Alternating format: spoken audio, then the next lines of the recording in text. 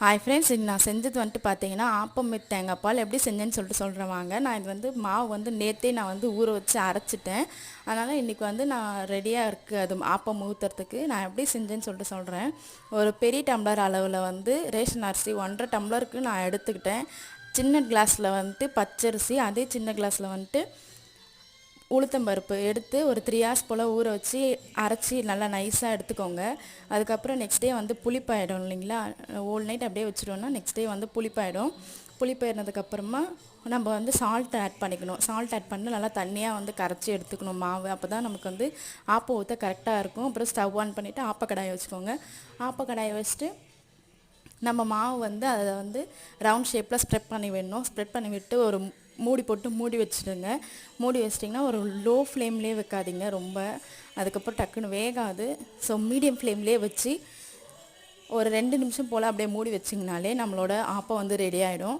அதுக்கப்புறம் எடுத்து சர்வ் பண்ணலாம். நெக்ஸ்ட் வந்து தேங்காய் பால் எப்படி செஞ்சேன்னு பார்த்தீங்கன்னா, ஒரு முழு தேங்காய் வந்து நான் எடுத்திருந்தேன். முழு தேங்காவை வந்து சின்ன சின்ன பீசஸாக வந்து கட் பண்ணி ஜாரில் ஆட் பண்ணிக்கிட்டேன். ஃபஸ்ட்டு குறப்பாக அரைச்சி எடுத்துக்கிட்டேன். அதுக்கப்புறம் 3 வாட்டி நான் தண்ணி ஊற்றி 3 பால் எடுத்தேன். நான் தேங்காய் பால் 3 வாட்டி தேங்காய் பால் எடுத்தேன். ஸோ நீங்களும் அது வந்து டேஸ்ட்டு போகாது, அதனால் 3 வாட்டி தேங்காய் பால் எடுத்துக்கோங்க. தண்ணி ஆட் பண்ணாதீங்கன்னா. அதுக்கப்புறம் தேங்காய் பால் எடுத்ததுக்கப்புறம் சொல்கிறேன். எடுத்ததுக்கப்புறமா தண்ணி வந்து ஆட் பண்ணாதீங்க. நம்ம தேங்காய் பால் எடுக்கும்போதே வந்து நம்ம தண்ணி ஊற்றி நமக்கு வந்து எடுத்துக்கணும். நமக்கு எவ்வளோ அளவு தேவைப்படுதோ அந்த அளவுக்கு வந்து நம்ம தேங்காய் பாலை வந்து எடுத்து வச்சுக்கணும். ஆனால் 3 வாட்டிக்கு மேலே அதை எடுக்க முடியாது. ஸோ 3 வாட்டி மட்டும் எடுத்துக்கோங்க. நம்மளோட ஆப்பமும் அந்த தேங்காய் பாலும் வந்து சூப்பராக இருக்கும். நான் எங்கள் வீட்டில் இன்றைக்கி இதான் செஞ்சுருந்தேன். என் பசங்களும் வந்துட்டு சாப்பிட்டாங்க. சூப்பராக இருக்குமா அப்படின்னு சொல்லிட்டு அவங்களுக்கு ரொம்ப பிடிக்கும். அதனால் நீங்களும் இந்த மாதிரி செஞ்சு உங்கள் குழந்தைங்களுக்கு கொடுக்கலாம்.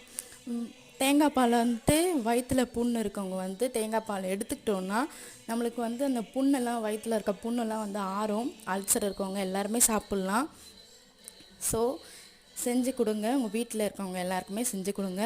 நம்ம சேனலை சப்ஸ்கிரைப் பண்ணிக்கோங்க, லைக் பண்ணிக்கோங்க. எதனா டவுட்ஸ்னால் கமெண்ட் பண்ணுங்கள், நான் ரிப்ளை பண்ணுறேன். தேங்க்ஸ் ஃபார் வாட்சிங். பெல் ஐக்கானை கிளிக் பண்ணி வச்சுக்கோங்க. அதுக்கப்புறம் தான் நம்ம டெய்லி போடுற நோட்டிஃபிகேஷன் நம்ம டெய்லி போடுற வீடியோஸ் வந்து நோட்டிஃபிகேஷனாக வரும்.